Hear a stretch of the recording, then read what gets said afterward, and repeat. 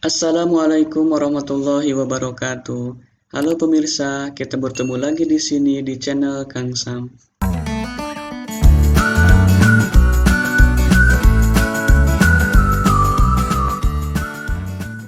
Pada kali ini saya akan kembali berbagi video pembahasan soal, tetapi yang akan saya bahas pada kali ini bukan soal AKM, tetapi soal survei karakter. Nah, sebelum ke pembahasan soal survei karakter, sebelumnya saya akan menyampaikan poin-poin penting mengenai asesmen nasional. Beberapa waktu ke belakang, saya mengikuti penjelasan yang disampaikan oleh Pak Menteri Pendidikan dan Kebudayaan Republik Indonesia, yakni Mas Nadiem Makarim, mengenai kebijakan asesmen nasional. Video ini diunggah pada tanggal 7 Oktober 2020 di channel Kemendikbud RI. Poin-poin penting yang saya ambil dari penjelasan beliau adalah asesmen nasional terdiri dari 3 bagian. 1. AKM, asesmen kompetensi minima. Isinya yakni mengenai literasi dan numerasi. Soal-soal numerasi sudah saya sampaikan sebelumnya di video. Yang kedua adalah SK atau survei karakter. Survei karakter ini memuat 6 indikator utama. 1. Beriman dan bertakwa kepada Tuhan Yang Maha Esa serta berakhlak mulia. 2. Kebinekaan global. 3. Kemandirian. 4. Gotong royong. 5. Bernalar kritis. Dan yang keenam adalah kreativitas. Yang ketiga adalah SLB, yakni mengenai survei lingkungan belajar. Jadi, 3 bagian inilah yang nantinya akan masuk ke dalam soal ujian asesmen nasional. Dan untuk soal survei karakter, tidak akan terlepas dari 6 indikator ini. Oke, kita langsung saja ke pembahasan soal survei karakter. Nah, pada kali ini saya namain soal survei karakter ini dengan soal 8, yakni mengenai survei karakter. Inilah bentuk soalnya. Pada sebuah rapat lomba kebersihan antar kelas, salah seorang teman Randi menyampaikan ide yang didukung oleh mayoritas peserta rapat. Padahal menurut Randi, ide tersebut masih memiliki kelemahan dari sisi anggaran. Apa yang seharusnya dilakukan Randi?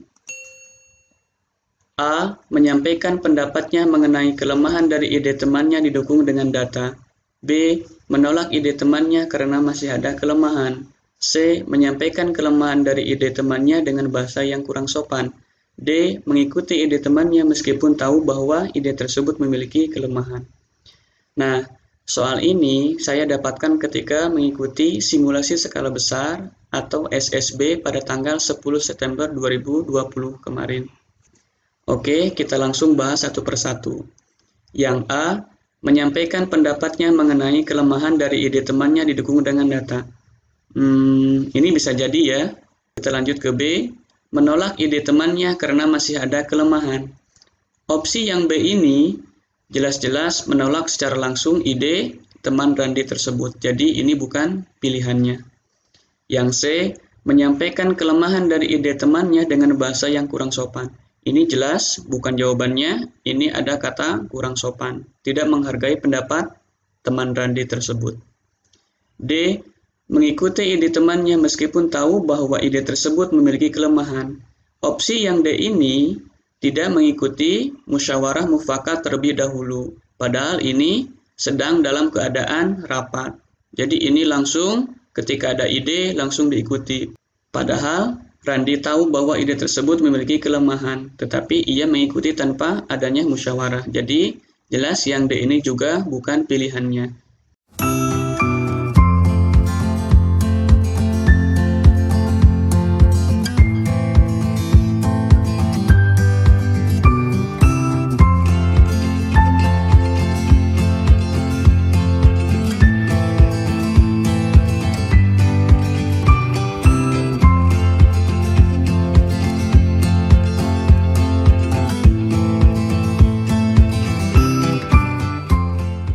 Pilihan yang paling tepat adalah yang A. Menyampaikan pendapatnya mengenai kelemahan dari ide temannya didukung dengan data. Nah, di opsi yang A ini ada kata data.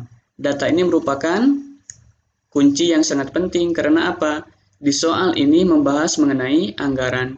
Jadi setiap anggaran itu pasti didukung oleh data yang benar. Bagaimana menurut pemirsa semuanya? Apakah jawabannya sama dengan yang saya sampaikan? Apabila pemirsa memiliki opsi lain, silahkan bisa dicantumkan pendapatnya di kolom komentar. Perlu saya sampaikan sebelumnya mengenai soal survei karakter. Nah, di sini kita membahas mengenai karakter. Dan setiap orang itu karakternya berbeda-beda. Jadi wajar saja ketika setiap orang berbeda pendapat dan memiliki jawaban yang berbeda-beda. Tetapi untuk soal survei karakter ini kembali saya ingatkan indikatornya adalah yang 6 sudah disampaikan di awal tadi. Untuk 6 indikator ini menurut pendapat saya yang tepat dengan soal di atas ini adalah yang kedua ini, mengenai kebinekaan global. Kenapa? Karena di sini memuat pendapat yang berbeda-beda pada saat rapat. Kemudian bisa juga ini mengenai bernalar kritis. Karena di sini setiap rapat pasti memiliki ide yang berbeda-beda, pasti memiliki pendapat yang berbeda-beda, dan harus dijadikan kesimpulan musyawarah mufakat ini menggunakan nalar yang sangat kritis. Mudah-mudahan pembahasan soal ini bermanfaat bagi pemirsa semuanya. Dan sampai ketemu di pembahasan soal-soal survei karakter berikutnya. Untuk itu jangan lupa nyalakan loncengnya, silakan di like, subscribe, dan share ke pemirsa semuanya. Siapa tahu di luar sana masih banyak orang yang belum mengetahui mengenai soal survei karakter ini. Terima kasih. Assalamualaikum warahmatullahi wabarakatuh.